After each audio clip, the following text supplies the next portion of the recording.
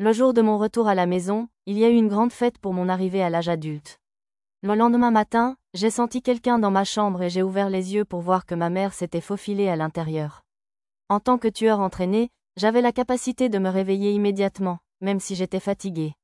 J'ai fait semblant de dormir et elle m'a regardé longuement. Principalement la moitié inférieure de mon corps. Maman n'avait vraiment pas changé ces dernières années. J'avais beaucoup grandi pendant mon absence, mais elle n'avait visiblement pas vieilli du tout. Je ne sais pas comment elle a réussi à paraître âgée de 25 ans alors qu'elle en avait en réalité plus de 40. Peut-être que la famille Tuatha Dé avait une sorte de secret pour préserver la jeunesse. Si c'était vrai, ce serait probablement un plus grand succès que la crème hydratante que j'avais créée. Je me suis assis dans le lit. Bonjour, maman, qu'est-ce que tu fais ici si tôt? Dra, il ne s'est rien passé ce matin. À partir de cette seule phrase, je savais que Tarte lui avait raconté le moment le plus sombre de ma vie. Guillemets. J'ai développé une contre-mesure pour ne plus avoir à faire face à cela. De plus, si cela arrivait tous les jours, ce serait une maladie grave. Eh bien, c'est décevant. Attends, tu veux vraiment voir ce genre de choses de la part de ton fils? J'ai vraiment envie de le voir. C'est la preuve que tu es devenu adulte. J'ai souri par réflexe. Concernant ce moment le plus sombre, c'était l'automne de ma 13e année. Tarte et Ma essayaient généralement de me cacher cela, mais elles étaient clairement affamées d'affection, enclines à la solitude et aspiraient à la famille. Un tel désir était compréhensible, d'autant plus qu'ils ont tous deux perdu leur famille très jeune. Parfois, la solitude devenait trop lourde à supporter pour eux et je les laissais dormir avec moi. Il n'y avait rien de lubrique là-dedans. Tout ce que nous faisions, c'était dormir dans le même lit. Ressentir la chaleur corporelle de quelqu'un d'autre l'a aidé à se détendre. Cette coutume a également contribué à nous rapprocher. Le problème était que je n'avais pas bien compris le désir de mon corps d'adolescent en développement. Cela ne veut pas dire que j'ai perdu le contrôle au point de faire quelque chose de stupide, comme mettre la main sur Tarte ou Maa. Un jour inquiétant, Tarte et Maa avaient par hasard demandé si elles pouvaient passer la nuit avec moi, et nous avons tous fini par dormir ensemble. Nous avons tous joyeusement salué la matinée ensemble. C'est à ce moment-là que tout a mal tourné. Tarte renifla plusieurs fois et dit qu'elle sentait quelque chose de bizarre. Maa a accepté et a tendu le cou, puis j'ai paniqué en réalisant l'état collant du bas de mon corps. Il n'aurait pas pu y avoir de pire moment pour faire un rêve humide. Je n'en avais pas eu beaucoup dans ma première vie, et c'était ma première éjaculation en tant que loup Tuatha Dé, donc il m'a fallu un peu de temps pour réaliser ce qui s'était passé, c'est pourquoi Tarte et Maa avaient compris en premier. Je savais que je n'oublierais jamais l'expression de leur visage. Ils rougirent tous les deux d'un rouge profond et détournèrent le regard, scrutant timidement mon désordre. J'avais toujours considéré les deux comme une famille et j'avais agi à la fois comme une figure paternelle et un frère pour eux. Puis j'avais permis que quelque chose d'aussi honteux se produise. Je voulais casser quelque chose. Ou mourir. Je pouvais sentir tout ce que j'avais construit s'effondrer autour de moi. Pour une raison ou une autre, le fait que Tarte et Maa ne me détestaient pas pour cela, mais s'inquiétaient clairement pour moi, rendait la situation encore pire. Maître Illig, s'il vous plaît, demandez mon aide à partir de maintenant. Je suis votre serviteur, donc je peux également vous rendre ce genre de service. Ce sera si difficile pour vous si vous le laissez s'accumuler. C'est un service nécessaire. Tarte insista. Guillemets. Cher frère, même si tu m'appelles ta sœur, ton corps ne ment pas. Parfois je me demande si tu veux que je sois ta sœur ou ton amant. N'est-il pas possible pour moi d'être les deux? Demanda Maa. Je ne pouvais pas croire qu'ils étaient si attentionnés au point de pouvoir faire des blagues dans un moment comme celui-là. En conséquence, cette scène horrible s'est terminée par des rires et j'ai pu conserver ma dignité de figure paternelle et de frère aîné. Depuis, ils m'ont demandé beaucoup plus souvent de coucher avec moi, pour des raisons qui m'échappaient toujours. À partir de ce moment-là, j'ai pris un soin particulier à ce qu'un incident honteux ne se reproduise plus. Je ne voulais pas que Maa ou Tarte voient quelque chose d'aussi disgracieux. J'ai même conçu une contre-mesure pour empêcher toute future explosion. Mon propre corps était vraiment ennuyeux. L'appétit sexuel d'un jeune adulte était vraiment quelque chose à voir. Même un assassin ne pouvait échapper aux chaînes du corps humain. Maman a refusé de quitter la pièce quand j'essayais de me changer, disant qu'elle voulait voir mon corps d'adulte, alors je l'ai chassée, je me suis préparée et je suis allée dans la salle à manger. Le petit déjeuner que Tarte m'avait préparé attendait sur la table, et une fois que je me suis assis, elle s'est postée derrière moi. Sans surprise, la cuisine de la jeune fille était toujours aussi savoureuse.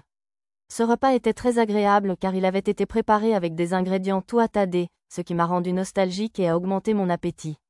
Après avoir fini de manger, maman est entrée dans la pièce avec un large sourire sur le visage. Elle m'a remis une proposition de femme. Il n'y avait pas de photos numériques dans ce monde, donc des portraits dessinés à la main étaient envoyés avant les réunions organisées pour juger de la compatibilité pour le mariage. En fait, c'était la quatrième fille que maman attirait mon attention. Jusqu'à présent, toutes les filles étaient belles, avaient un bon statut social et étaient proches de mon âge. D'un point de vue objectif, ils étaient tous de parfaits candidats.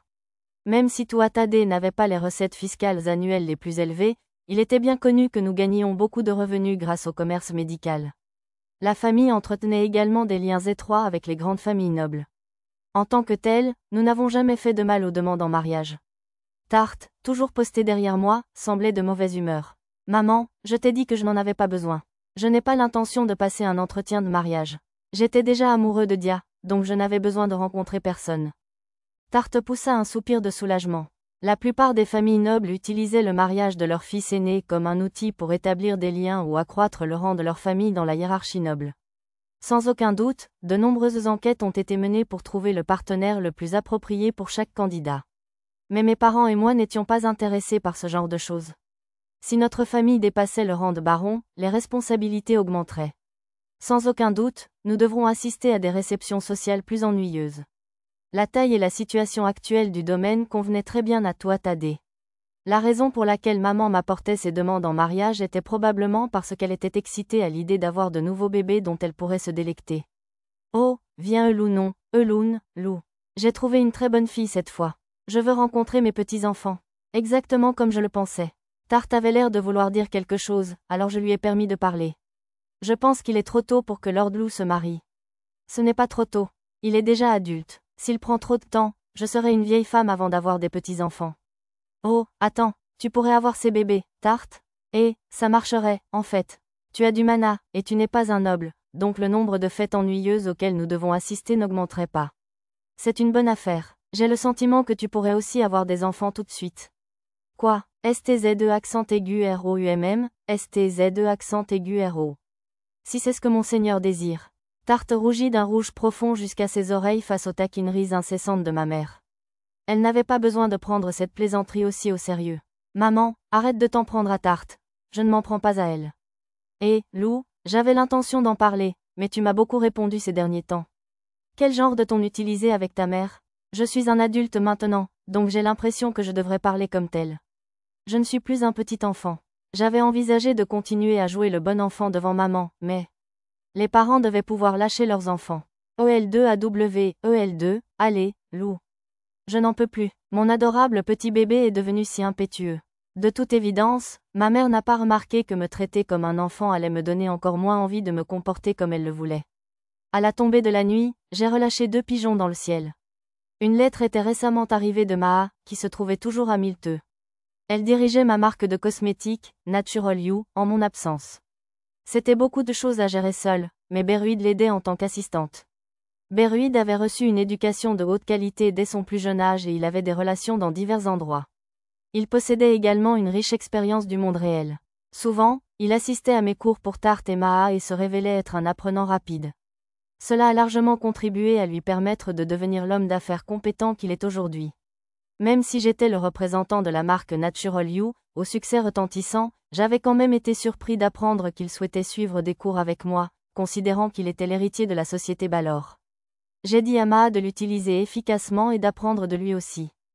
Tout comme il avait beaucoup à apprendre de moi, j'étais sûr qu'il y avait beaucoup à apprendre de Beruid. Ma lettre de réponse contenait 2 commandes pour Maa. Le premier ordre était de rassembler des informations sur le comte Asba Vencor, ma cible actuelle d'assassinat. L'épouse du comte Vencor était une cliente de Natural You, la société avait donc probablement déjà des informations sur elle. Je voulais que Maa utilise cela comme point de départ et mène une enquête approfondie sur le comte Vencor. Avec ce travail, je ne savais pas s'il était sage de prendre les informations de mon employeur au pied de la lettre. C'est pourquoi j'avais besoin de mes propres rapports sur la marque. Ma deuxième commande consistait à envoyer une lettre à l'épouse du comte Vencor l'informant qu'Ilig Balor voulait lui rendre visite pour lui montrer un nouveau produit. Si le comte Vencor avait quelque chose à cacher, il se montrerait probablement très méfiant, ce qui rendrait difficile son approche. Sa femme, en revanche, était sûre d'accueillir Ilig chez elle, car il représentait Natural You. Les données demandées sont arrivées 4 jours plus tard. Maa avait fini par m'envoyer des piles de dossiers, tous transportés en calèche pour les dissimuler comme un simple envoi de cosmétiques. Naturel, vous effectuiez des expéditions régulières de marchandises aux membres, et comme ma mère était membre, il n'y avait rien d'inhabituel à ce qu'une livraison arrive de Milteux. Créer un programme d'adhésion avec des livraisons régulières à domicile était l'une de mes propositions.